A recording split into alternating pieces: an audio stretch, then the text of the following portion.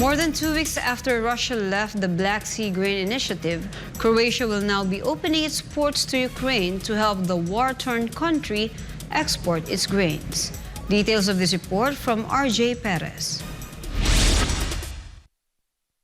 On Monday, Ukrainian Foreign Minister Dmytro Kuleba held talks with his Croatian counterpart, Gordon Garlish-Radman. During his visit to Ukraine in hybrid format, Kuleba participated online as he was in self-isolation after testing positive for COVID-19. The two officials agreed on a possibility of using Croatian ports on the Danube River and the Adriatic Sea to help Kiev export its grains. Croatia also offered Ukraine to use its rail network as another method of transit for the said good.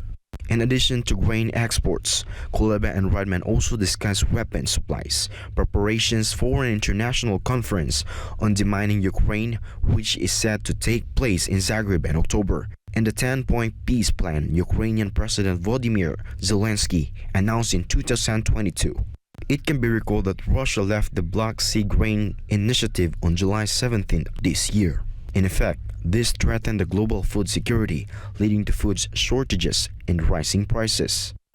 According to the UN's Joint Coordination Center, 57% of the foodstuffs exported from Ukraine over the past year went to developing countries and 43% to developed countries. Ukraine also supplied 750,000 tons of grain to the World Food Program or WFP, which was sent humanitarian aid to countries like Afghanistan, Djibouti, Ethiopia, Kenya, Somalia, Sudan, and Yemen, according to the UN. Meanwhile, the European Union says that Ukraine supplied the WFP with more than 80% of all its grain over the past year.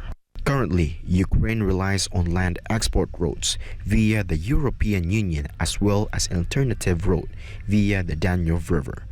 This has been RJ Perez reporting. SMNN News. Saudi Arabia will host a Ukrainian organized peace summit to find a way of ending war between Ukraine and Russia. Melchizedek Cadiz reports. The head of the Ukraine's presidential office, Andrei Yermak, confirmed that Saudi Arabia will host talks in early August to assess the situation in Ukraine and discuss a peace plan.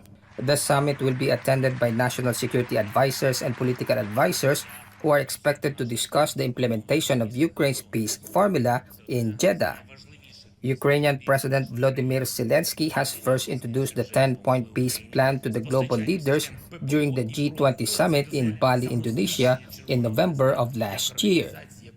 In December, Zelensky urged world leaders to support his idea for a global peace summit that would focus on peace plan.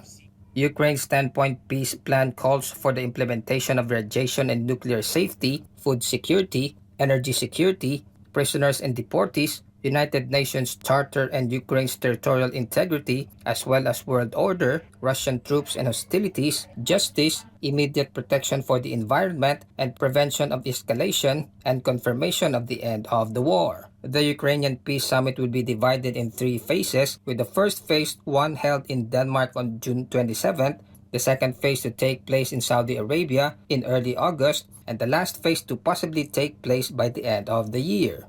Western allies have promised to support Ukraine with more weapons during the 2-day NATO summit in Vilnius, Lithuania, earlier this month. However, Ukraine's NATO membership remains unclear as member states are divided whether to invite Ukraine to the alliance. Reporting, this has been Melchizedek Cadiz, SMNN News. Bolivia has deployed more than 2,000 police officers as part of a massive manhunt for an alleged drug trafficker who is believed to be in the city of Santa Cruz. Naomi Perez reports.